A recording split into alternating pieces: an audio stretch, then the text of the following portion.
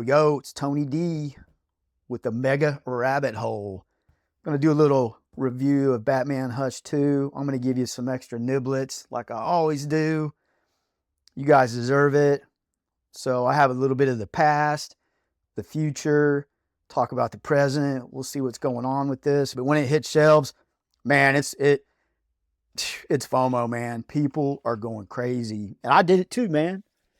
Totally went to a local comic shop. Shout out to Speeding Bullet Comics. Got me the mega size copy. I love that. I don't know, what do you think? A giveaway? If I hit 158 subscribers, give that bad boy away? I don't know, man. Let me know. So to start this off, I think it's noteworthy to mention that everything Loeb and Jim Lee did in that first issue really had purpose. And you couldn't discount anything as not meaningful because it's like he's giving you clues.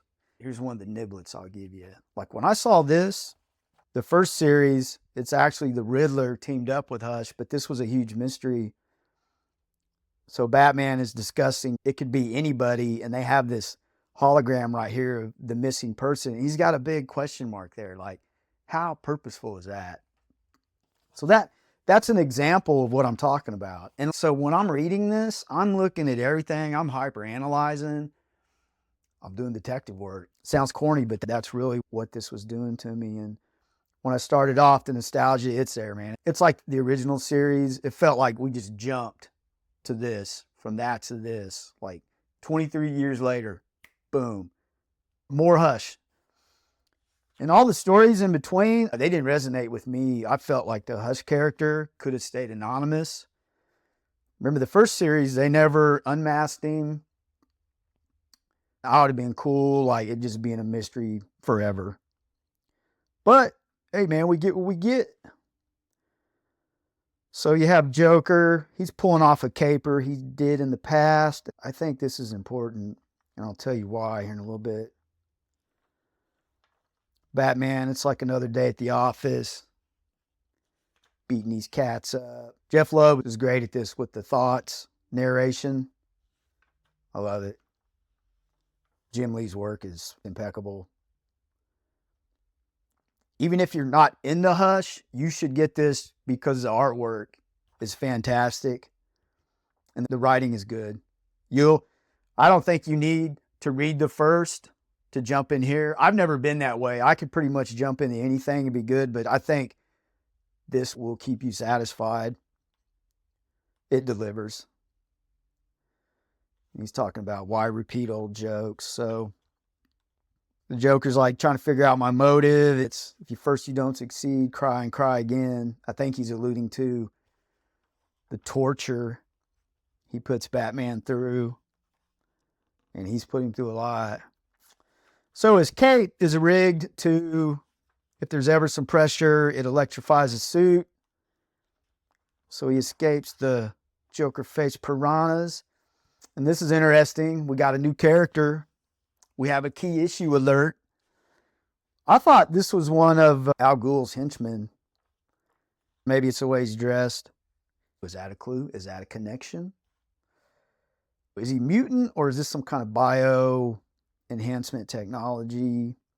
He has the power to silence you, incapacitate you. So there's our boy Hush. Kidnapping the Joker, and quite easily, I might add. And you're back at Oracle's place. The kids are hanging out. They can't get a hold of Batman, so they're getting into this pretty quick. And then somebody saves Batman from the water. They even had to do CPR to get him back. That's Talia al Ghul. The minute I saw that, I thought, she's in on it. Something's going on with her, but just like the original issue, something will happen and you'll think, oh, she's probably in on it. But there's alibis. There's things that explain why she's there. She's making sure her son, Damien, is okay. So that's why she's tracking him. And he's like, how do you know where to find me? And he's like, she knows that there's tracking devices with the others, like Nightwing and all the others. There's things in place to track them. And it's like, how does she know that? It's a good interaction. It left me thinking, like, what's going on here? Because it is convenient that she's there. And Hush, he's all about manipulating. That's his thing. That's his power, manipulation. Genius level strategist, using your enemies against each other, against you.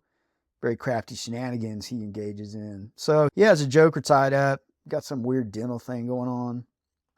He talks about, I thought this was pretty good. If you're quiet, then it draws your enemies in closer to your whisper. Good stuff. So he's throwing his surgical knives into him. So he severs some arteries, some main arteries. He's explaining to him to where he could just die. So he's giving him time too. He's good like that. I thought this meant something when he said, "Who will mourn for you?" I don't know why, but that was immediately what I thought. And I started thinking, who would mourn for the Joker? Would it be Harley Quinn? He had that like daughter, I can't remember her name, not Dula Dent, but the daughter of Joker.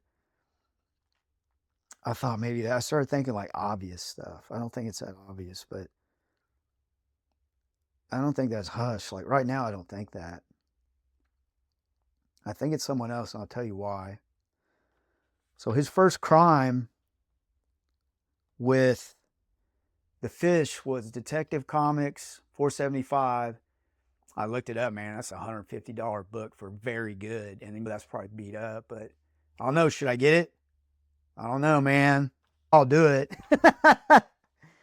So I did some research on that issue. In that issue, the Joker makes all these fish have his face, and he goes to a copyright office and he wants to copyright the fish's face. So whenever someone buys one, he gets a cut of the money. So I start thinking, in a lot of these interactions Batman has with his enemies, there's a lot of word games, wordplay games, and you can't copyright a living thing. I'm thinking you can't copyright the Joker, so maybe this is not the Joker. That's where that kind of led me, looking into that. Because remember, man, Loeb is very purposeful in what he's doing. And also, there's 3 Jokers running around. I don't know how that fits in the canon, but I started looking at that story and the whole copy, you can't copy thing hit me. And also the Joker, he even says in it that nobody else should be able to kill Batman but himself. It would be unworthy of him if he wasn't the one. And also, Batman ponders about, Joker hit me just right where my cow would electrify the fish and not me. And he's wondering, did the Joker know where to hit me with the crowbar to do that? Because the hit did manipulate his cow where he would survive. So, yeah, why would the Joker want Batman to survive that if that's not the Joker? And it could be Joker playing Batman with a copy. Like there was all that going on in the first series. Remember, Hush made it look like he killed, or the Joker killed Tommy Elliott, and that turned out to be Clay. They used Clayface like crazy. So there's ways to do stuff like that. We know that going into this. So I don't know. Let me know what you think about the copyright thing. And I know, man, you could say, hey, you're going way deep on this, but that's what I'm supposed to do. That's my job. Plus, I love thinking, man. I love these rabbit holes that these books put us in, man. It's like magic. So he finds a way to hunt him down with the shoe that was left behind. Remember that? I just thought of that. Maybe that was on purpose so Batman would find him. But here's the thing. It could have been Hush, or either or could have left the shoe there is what I'm saying. So that's very purposeful. Boom. And Hush is standing there. Yeah, we don't see how the shoe's on right there. So the shoe was taken off. Obviously, if you look at the paneling. I just noticed that. So we'll see about that. And maybe it's Hush wanting him because Hush did want him to find him. So maybe that's all that is. But see what it does to you? So Batman does find him. He would have found him anyway. He's that good. This was left with intent. So I was looking too hard into that. Yeah. He gets in here. Of course, there's a trap. So why didn't this trap spring for Hush? If Hush didn't know about, if they don't know, if they're not working together, you would think this would spring on Hush. Just notice that. Because Batman does his thing. Nice shot, Jim Lee. So he finds his boy here. So he has a recording playing to him. Oh man, it's like over and over. The show that never ends. So he says, or he's thinking this was never about the Joker, but I think it is a little deeper. So you go through the horrible things that he's done. Most Batman fans, they know all these. The Killing Joke, Barbara Gordon, of course. Getting paralyzed, death in the family. So he's getting a big reminder. Yeah, the Robin one really gets him. But I'll show you, like, in the first series, you had a similar situation where it was Batman, he tricks him he tries to manipulate him into killing the Joker, and he doesn't do it, but man, he gives him a proper beatdown. Got Harley Quinn even getting in on it. So here's what I'm getting to is his memories flash back to the same things. Boom. That's a long memory there. Yeah, boom. So you got that memory. I believe I think he reminisces on Jason Todd.